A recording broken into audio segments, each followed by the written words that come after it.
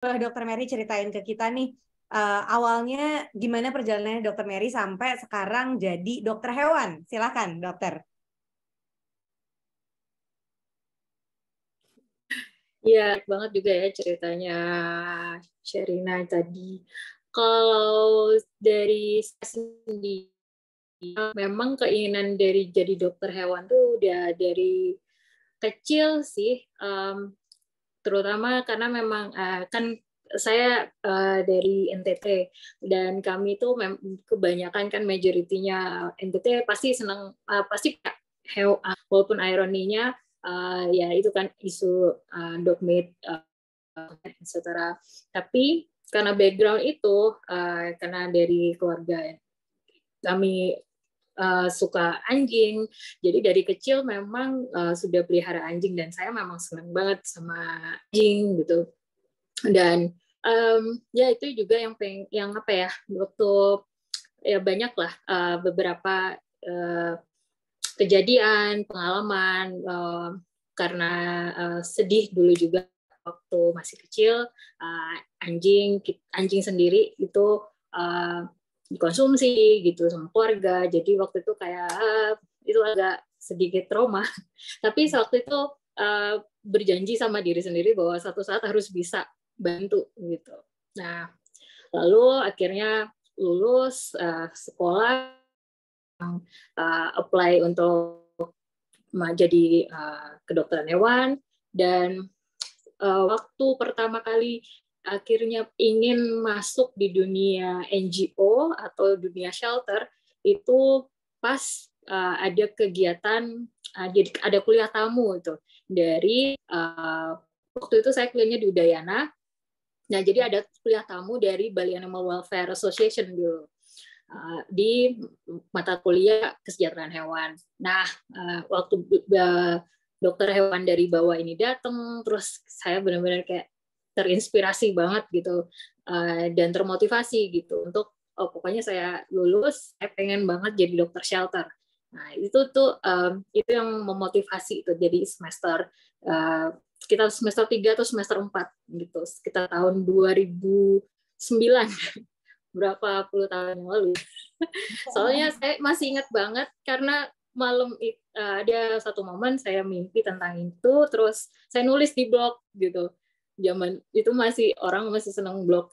Jadi ya saya nulis di blog, dan kapan hari itu pernah saya lagi iseng buka blog saya, terus jadi baca tulisan saya yang dulu yang masih ala itu, tapi jadi ngeliat, oh ya ampun, ternyata memang apa namanya keinget lagi gitu.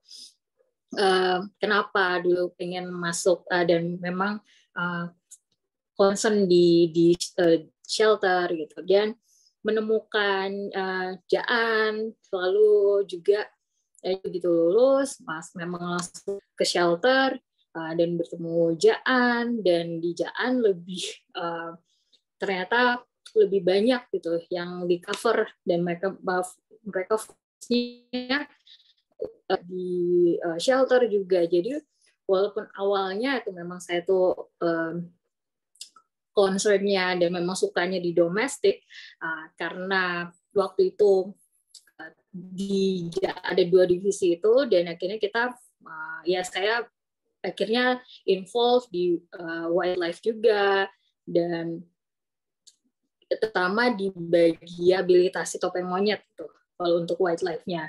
Dan itu yang juga buat saya akhirnya waktu berapa tahun yang lalu ngambil lanjut studi S2 juga khusus ngambil primatologi atau khusus major primata gitu. Karena memang banyak sering juga beberapa kali tuh saya nulis beberapa artikel ilmiah tentang temuan-temuan kita yang ada di Jaan gitu ya.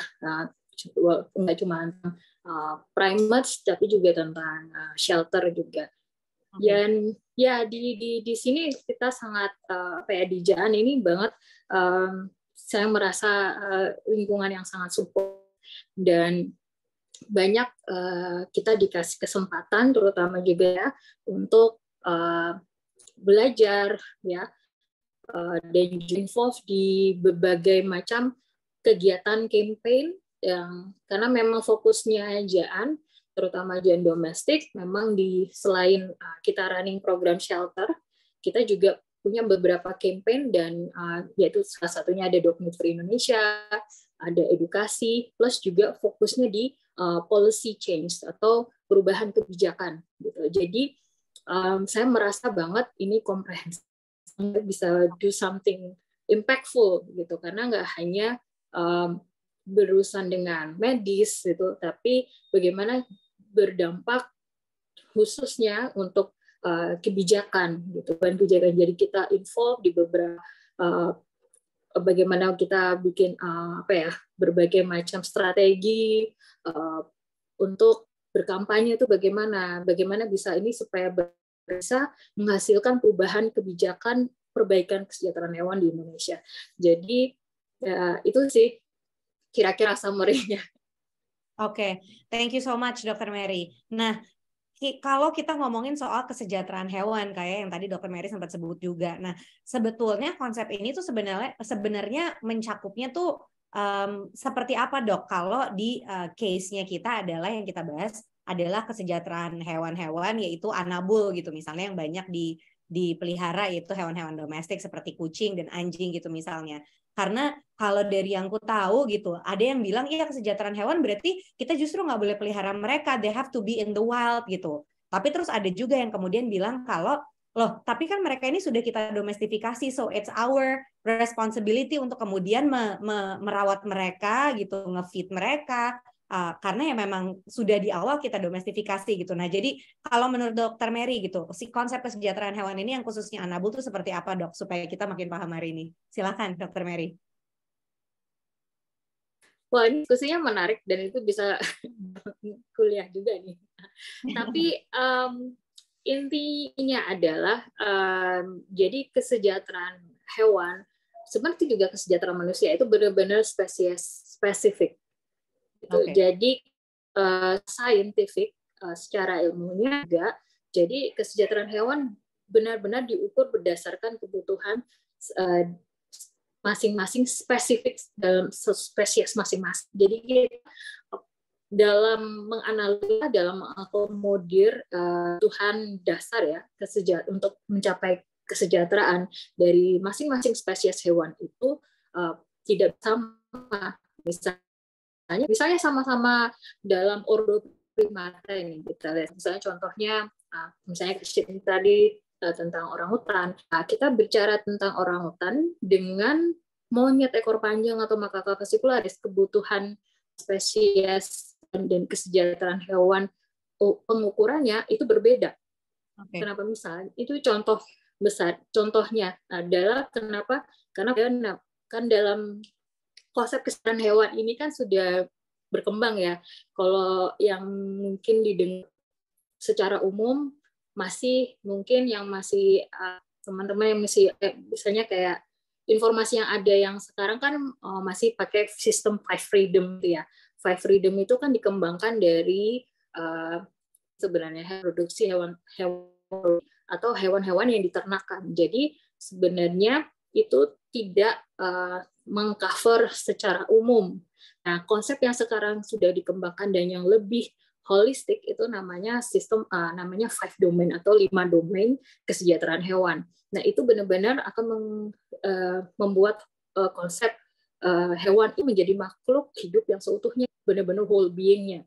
Jadi tidak makan dan bebas lapar dan haus. Jadi nutrisinya yang baik dan segala macam. Dan salah satu aspek adalah mental state dan juga behavior needs-nya. Jadi bisa social behavior-nya terakomodir atau terfasilitasi. Nah, kalau kembali lagi tentang analogi, kita ngomong tentang walaupun sama-sama primata, tapi spesiesnya berbeda, kebutuhannya beda. Nah, kita ngambil contoh tadi orangutan dan juga si monyet ekor panjang. Nah, bedanya apa? Walaupun sama mata, social behavior dari orangutan dan juga monyet ekor panjang itu berbeda. Yang monyet ekor panjang dia sosial. Jadi dia akan sejahtera kalau dia ada di dalam satu kelompok gitu. Tapi kalau kita bicara orangutan, dia soliter. Dia hanya akan bertemu untuk kawin, pasangan jantan, orangutan jantan, orangutan betina akan ketemu saat musim kawin. Kemudian saat pengasuhan, orangutan betina sendiri akan merawat sampai anakannya mencapai usia beberapa tahun, ya. Saya lupa berapa, kira-kira kalau saya nggak salah itu sampai bisa dilepas dan mereka kembali untuk mencari pasangan pasangan masing-masing. Nah, itu contohnya kalau misalnya mengenai perbedaan dan kebutuhan kesejahteraan hewan masing-masing spesies. Nah, lalu kemudian tadi mengenai concern tadi Mbak Dania sampaikan mengenai hewan itu, jadi sebenarnya itu konsepnya itu boleh dipelihara atau tidak. Nah, kembali lagi ada konsep kesejahteraan hewan dan juga istilahnya ada dua paham gitu ya yang ada saat ini ya, yaitu konsep animal rights atau animal welfare gitu. Nah, kalau konsep animal rights itu benar-benar bagaimana yang memiliki paham ini adalah orang-orang yang menginginkan hewan itu benar-benar memiliki hak yang sama seperti manusia, yang tapi dalam artinya tidak ada eksploitasi, tidak menggunakan, tidak dikonsumsi, dan berbagai macam hal lainnya yang terkait tentang concern mereka mengenai hak hewan. Nah, kalau misalnya di konsep kesejahteraan hewan adalah bagaimana manusia memperlakukan secara moral dan etika yang bertanggung jawab terhadap hewan saat hewan itu hidup. Itu perbedaan prinsip paham dari animal rights dan animal welfare secara umum aja sih itu. Kalau kita mau bahas lebih lebar juga pasti bisa, tapi intinya adalah kesejahteraan hewan itu bagaimana kita bisa memenuhi kebutuhan hewan yang menjadi tanggung jawab kita. Gitu. Jadi kalau misalnya kita berbicara kita sebagai pemilik hewan, bagaimana pemilik hewan yang bertanggung jawab memenuhi kebutuhan prinsip 5 domain tadi, 5 domain kesejahteraan hewan. Nah, kalau kita sebagai pelaku rehabilitasi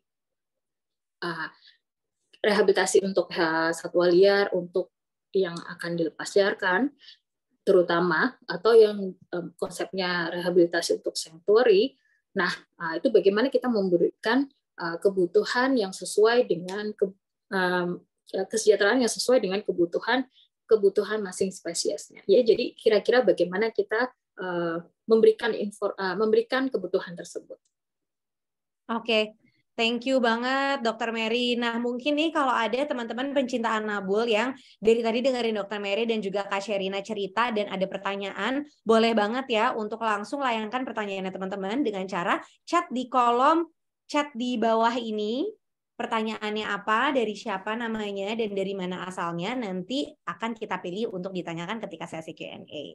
Alright, thank you so much Dokter Mary. Nah, kalau dari Kak Sherina sendiri gitu, tadi Dokter Mary sempat mention soal bagaimana kemudian yang merawat hewannya itu bisa memberikan apa yang dibutuhkan gitu sama anabul-anabul ini. Nah, Kak Sherina sebagai orang yang merawat nih 3 anabul sekarang gitu, how then do you view animal welfare gitu, kesejahteraan hewan ini gitu, dan kamu biasanya kalau di rumah tuh ngapain aja untuk bisa merawat anabul-anabul ini supaya mereka tetap happy dan sehat? Silahkan Kak. Oh, tidak bisa di-unmute. Boleh dari teman-teman panitia minta tolong. Oke. Silakan, Kak. Aku merasa banyak banget belajar dari Dokter Mary sih, dari tadi aku nyatet juga soal si animal rights dan animal welfare ini, karena memang menurut aku kalau misalnya kita sebagai pecinta anabul ini selalu terbuka untuk belajar, maka kita bisa, ya maksudnya jangan berhenti belajar sih. Untuk aku kayak gini-gini adalah perspektif yang bisa nantinya aku pelajari dan aku aku akan membuat keputusan juga gitu yang terbaiknya seperti apa. Kalau misalnya untuk anak-anak aku sendiri, Aku juga sebenarnya aku follow beberapa akun di social media seperti Kitten Lady, terus aku juga apa namanya ikutin Jackson Galaxy, kalau misalnya yang tahu Jackson Galaxy gitu. Apa namanya, dia banyak juga kadang-kadang bikin video-video pendek gitu ya, kadang di YouTube aku nonton yang fullnya, kadang di Instagram kalau dia lagi lewat gitu mengenai apa namanya beberapa hal yang dia nggak setuju gitu kalau misalnya berhubungan dengan apa namanya welfare-nya kucing peliharaan gitu. Dan aku sendiri juga masih belajar, tapi kalau misalnya dari dia aku tangkap adalah aku nggak pernah memaksakan kucing aku untuk melakukan apa-apa. Jadi ya mereka di lingkungan yang dicintai oleh semua manusia yang ada di sekitar mereka gitu ya, aku dan suami aku. Terus mereka makanannya terpenuhi, asupannya terpenuhi, dan aku melakukan rutin check up ke dokter hewan karena kucing itu sangat pintar menyembunyikan sakit gitu. Jadi kadang-kadang kitanya yang harus lebih sensitif dan kitanya juga yang proaktif untuk melakukan check up. Terus kebetulan kucing aku ada satu yang suka sakit-sakitan juga karena ada problem dengan immune sistemnya. Nah itu juga sesuatu yang sampai sekarang sama dokter hewan aku masih kita selidiki terus gitu. Cuman ya so far he's living a happy life, play fighting dengan adik-adik kakak-kakaknya. Terus aku juga apa ya, misalkan kalau dari Jackson Galaxy juga menarik sih, dia bilang never put costumes on your cats, kayak dipakein baju atau di apa namanya ketika mereka nggak mau gitu, dipaksakan untuk pakai baju untuk supaya ownernya yang seneng di foto-foto gitu. Nah kalau aku sih ngeliatnya kadang gini loh, ini juga mungkin aku mau nanya sama dokter Mary juga, karena kan kucing itu kan satu sama lain tuh bisa beda banget, dan mataku makin terbuka dengan adanya social media dan banyak kucing-kucing yang kayak gila pinter-pinter banget nih kucing. Kayak pinter-pinter banget bisa ini bisa itu, dan kemudian apa namanya karakternya juga beda-beda, personality-nya beda-beda, ada yang nggak mau dipangku, ada yang suka digendong, ada yang nggak mau digendong gitu kan, ada yang love language-nya tuh beda-beda gitu loh mereka. Dan aku rasa aku sih how I try to apply to myself adalah tidak memaksakan apa yang mereka tidak suka, karena they're cats dan apa namanya they deserve apa ya, buat apa gitu loh kayak kita untuk disiplin yang berlebihan tuh untuk apa gitu loh. Mereka kucing gitu, mereka kucing yang disayang kalau aku sih gitu. Jadi aku nggak pernah yang kayak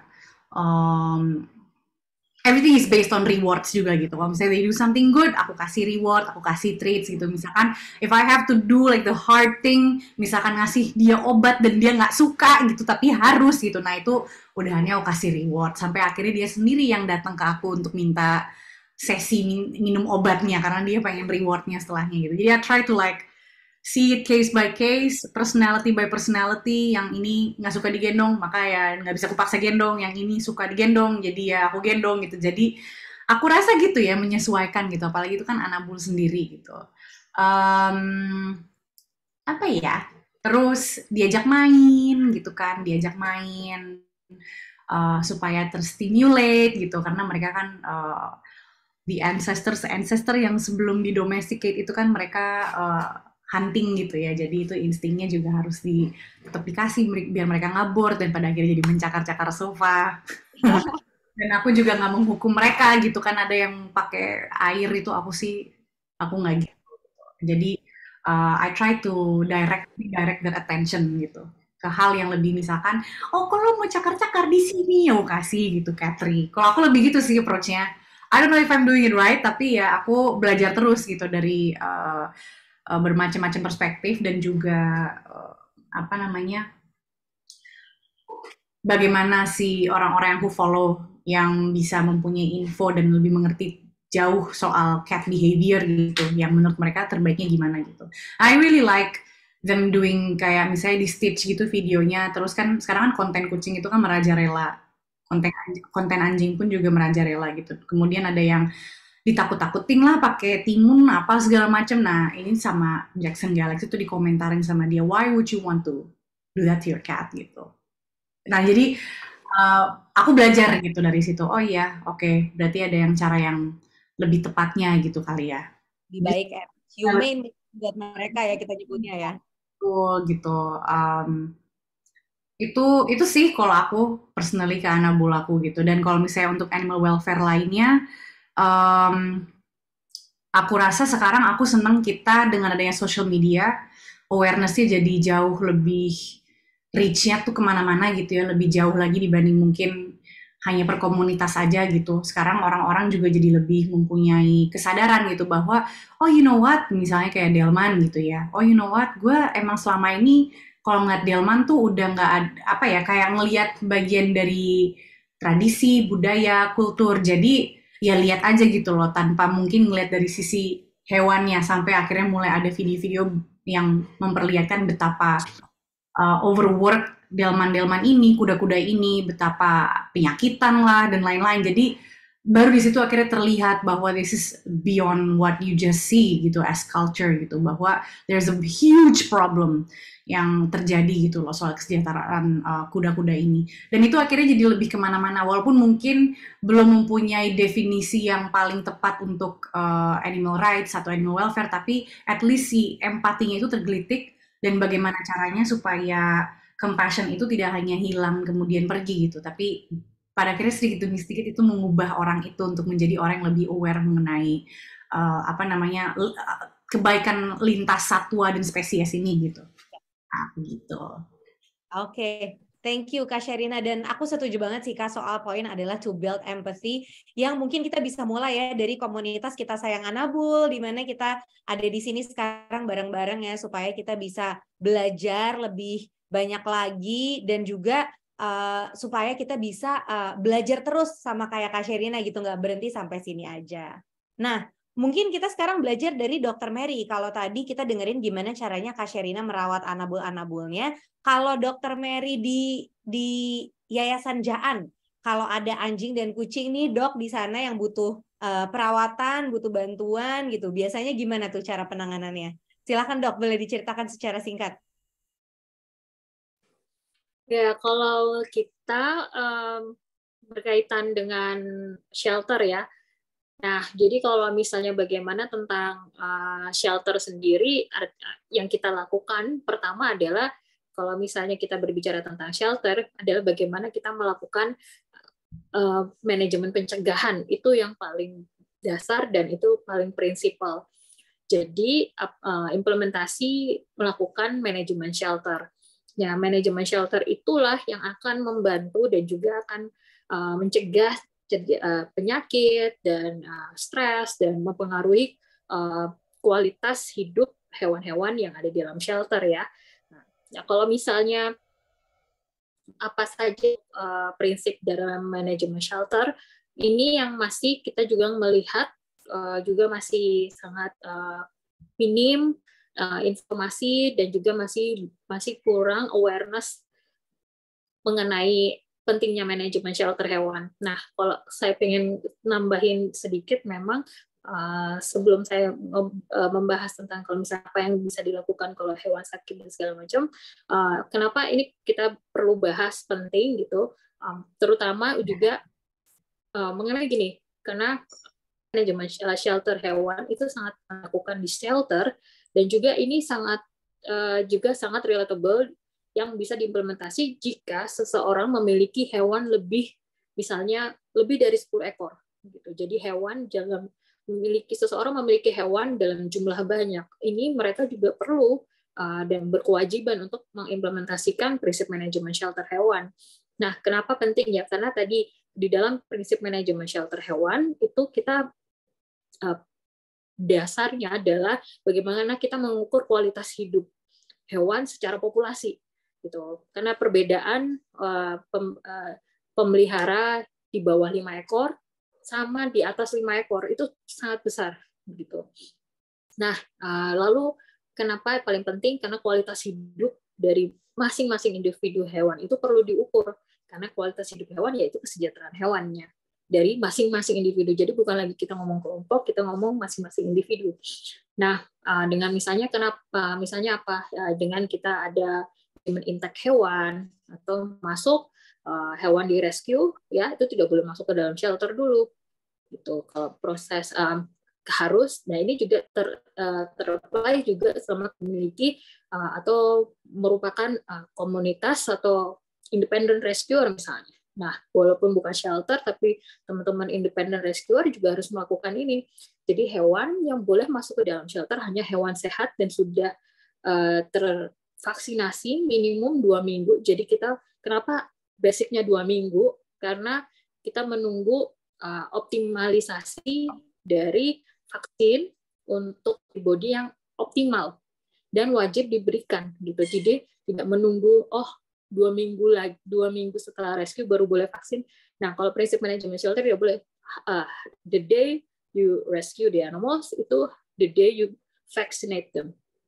Itu no delay gitu. Kenapa? Karena dalam kita butuh percepatan antibody terbentuk gitu. Karena kalau tidak kita akan jeopardize population health-nya yang ada di dalam shelter ataupun di dalam rumah yang dalam jumlah besar tersebut gitu.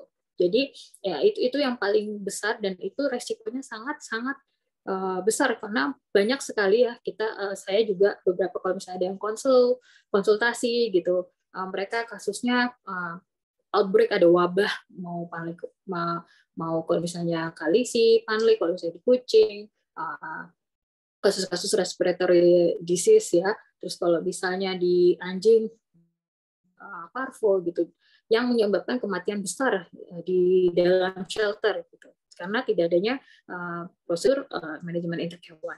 Itu secara umum aja sharing. Lalu kalau misalnya untuk hewan yang kalau misalnya membutuhkan ya kita untuk bagaimana menjaga kesehatannya ya. Tadi kalau misalnya tadi kita bicara konekkan lagi ke prinsip 5 domain kesejahteraan hewan, ya kan ada kesehatan, ada nutrisi. Nah, kesehatan dan nutrisi juga itu sama. Jadi bagaimana kita mencegah dari mengobati, jadi vaksinasi, sterilisasi itu hal yang harus dilakukan. Nah, memang banyak yang pro kontra tentang sterilisasi, tapi benefit yang diberikan oleh kita melakukan sterilisasi adalah juga bentuk kita sebagai pertanggungjawaban kita sebagai pemilik yang bertanggung jawab. Lalu juga melakukan pencegahan dengan melakukan vaksinasi atau dan obat cacing, check up rutin, itu sebenarnya justru akan lebih murah loh cost-nya ketimbang kita melakukan gitu. Bayangkan misalnya kita lihat rata-rata jasa dokter dan vaksin hewan sekitar 200.000. Itu yang lengkap. Mungkin juga ada yang bahkan bisa gratis, misalnya vaksinasi rabies di puskeswan gitu ya. Tapi itu akan cost wise lebih murah ketimbang kita harus melakukan pengobatan karena kasus tersebut gitu. Misalnya kayak kasus distemper itu bisa lama sekali, misalnya sampai rata-rata kalau misalnya case distemper yang pernah kita temui itu bisa 4-6 minggu pengobatan. Itu kalau misalnya seperti itu. Jadi itu adalah beberapa hal yang memang harus itu adalah prinsip sebagai pemilik hewan bertanggung dan apa yang bisa kita lakukan melindungi dan juga menjaga kesehatan dan kualitas hidup hewan-hewan kita. Oke, terima kasih banyak Dr. Mary atas penjelasannya. Semoga dari apa yang Dr. Mary share barusan, teman-teman pencinta anabul nih yang ada di webinar hari ini jadi lebih tahu gimana caranya kita untuk bisa merawat anabul-anabul yang mungkin kita temukan nanti, atau mungkin ada yang ternyata belum melakukan ya sama anabulnya di rumah, boleh banget untuk langsung dicoba ya teman-teman. Nah, aku mau tanya lagi buat Dr. Mary nih sebelum aku beralih ke Kak Sherina. Jadi Dr. Mary ini kan punya project namanya Animal Welfare _ID gitu, dan punya juga halaman galang dana di Kitabisa, yaitu kitabisa.com/rumah-para-hewan. Nah, boleh diceritakan nggak dok mengenai project ini tuh tujuannya untuk apa gitu, and how teman-teman yang ada di sini kemudian bisa membantu dari project Animal Welfare _ID. Silakan Dr. Mary. Saya boleh bertanya, saya boleh nggak share screen sebentar gitu supaya saya bisa langsung nunjuk websitenya. Gimana teman-teman panitia, apakah possible untuk share screen? Dr. Mary? Kita tunggu dulu ya. Masih bisa sepertinya, Dr. Mary boleh dicoba, silakan. Oke, baik. Sebentar. Saya kalian supaya bisa teman-teman bisa langsung melihat. Oke, saya udah bisa ya, saya share screen.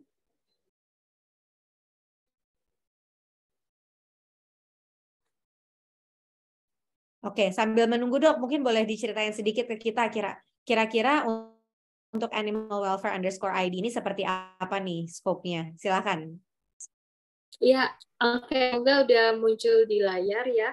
Jadi program kita namanya ini adalah satu program khusus yang dibentuk untuk edukasi kesejahteraan hewan. Dari semua hal-hal yang kita berusaha untuk membuat artikel atau informasi, infografis, video-video pendek, bahkan podcast yang bertujuan untuk edukasi kesejahteraan hewan yang lebih praktikal. Jadi benar-benar yang lebih praktis gitu. Nah, seperti teman-teman lihat di layar, ini ada macam-macam menu. Kita yang paling kita sangat concern di bagian shelter. Jadi ini semua juga tentang shelter, manajemen shelter, informasinya sudah ada.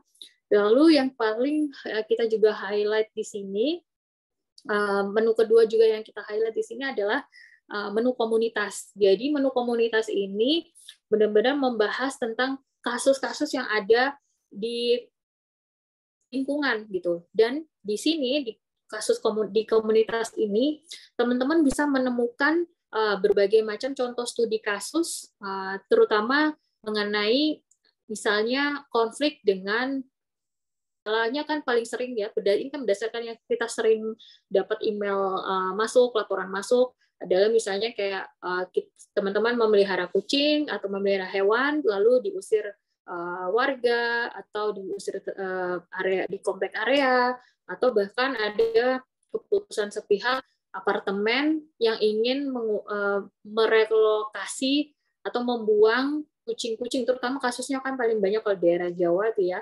Jabodetabek, kasus relokasi kucing dari misalnya apartemen atau komplek keluar. Nah, di sini di menu ini itu kita kasih benar-benar how to-nya, kayak bagaimana teman-teman bisa jadi doers sendiri untuk melakukan ini, mitigasi konfliknya. Lalu juga ada template-template surat yang bisa dipakai, misalnya bagaimana kita nulis surat, juga misalnya teman-teman ada kasus melihat ada kasus penganiayaan hewan, harus ini. Nah, biasanya kan selalu bingung startnya gimana. Nah, itu kita juga tulis di sini. Kita ada di sini tata cara melaporkan tindak pidana kejahatan terhadap satwa itu bagaimana. Nah, terus kita juga buatkan itu infografis alurnya. Jadi teman-teman juga bisa ya tidak apa ya, kita tuh intinya dalam ini adalah bagaimana teman-teman juga terfasilitasi informasi dan pengetahuan dan bisa berupaya secara mandiri gitu. Karena kalau kita menggantungkan pada misalnya hanya shelter atau NGO atau LSM, ya yang seperti yang kita alami juga ya di JAAN, ya kami punya sumber daya manusia yang sangat-sangat terbatas karena kami juga non-profit gitu. Kami bukan corporate besar yang punya ratusan cabang misalnya. Nah, kami karena kita berdasarkan on profit dan kita pengen teman-teman bagaimana kita juga bisa membantu teman-teman dimanapun teman-teman berada. Nah, ya lalu juga di sini juga ada untuk kita juga sering banget dapat permintaan request gitu untuk dari sekolah gitu yang pengen masukin materi tentang kesejahteraan hewan. Nah, itu kita sudah buatkan dari TK sampai SMA silabus pendidikan dan benar-benar contoh PowerPoint yang bisa dipakai atau activity yang bisa dipakai. Lalu kita juga ada buku cerita anak bisa di-download dalam bahasa Inggris yang bisa dipakai. Jadi kayak untuk misalnya sekarang kan buku cerita tentang hewan, tentang kesejahteraan hewan, atau tentang hewan aja, jadi pemilik hewan yang baik itu juga sangat sedikit ya. Nah, founder kami, Ibu Karin, akhirnya memutuskan untuk menulis buku cerita anak ini. Dan ini yang kita ada di sini dan bisa di-download secara free seperti itu. Jadi dan sekarang satu lagi yang kita sedang kembangkan adalah kita kerjasama dengan perguruan tinggi negeri, bukan perguruan tinggi negeri aja, perguruan tinggi, untuk membuat course mengenai medik shelter hewan. Oke. Itu kira-kiranya. Oke, Dr. Mary, thank you so much. Jadi buat teman-teman nih para pencinta Anabul, aku lihat nih di kolom chat banyak banget yang nanya gimana sih caranya bantu, gimana sih caranya merawat. Nah, bisa nih dicek di Animal Welfare ID ya, punyanya teman-teman Yayasan Jaan. Nah, Dok, tadi ada satu pertanyaan aku yang belum terjawab nih, yaitu soal halaman galang dana di Kitabisa, yaitu kitabisa.com/rumah para hewan. Nah, ini hubungannya gimana, Dok, dengan Animal Welfare _ID? Silakan. Baik, rumah para hewan ini ada yang kita bangun di kitabisa.com, yang kita dibantu. Ini adalah sebenarnya fokus penggalangan dananya adalah untuk menggalang dana kita untuk Jaan, kita untuk bisa membeli area tanah untuk shelter kita dibangun. Jadi kita ingin sekali bisa punya tempat yang permanen, karena saat ini kita juga masih berpindah-pindah secara temporer, ya masih sewa tanah, dan sampai saat ini juga. Dan kita menggalang, kita minta bantuan teman-teman kita bisa untuk menggalang dana di khusus untuk rumah para hewan itu. Jadi ya kita harap bisa mengumpulkan dana dan kita bisa mendapatkan, bisa membeli tanah untuk tempat permanen shelter kami gitu. Oke, baik. Terima kasih banyak Dr. Mary. Jadi teman-teman yang mau bantu terus Yayasan Jaan untuk bisa terus beroperasi, jangan lupa ya untuk donasi ke halaman galang dana kitabisa.com/rumah para hewan.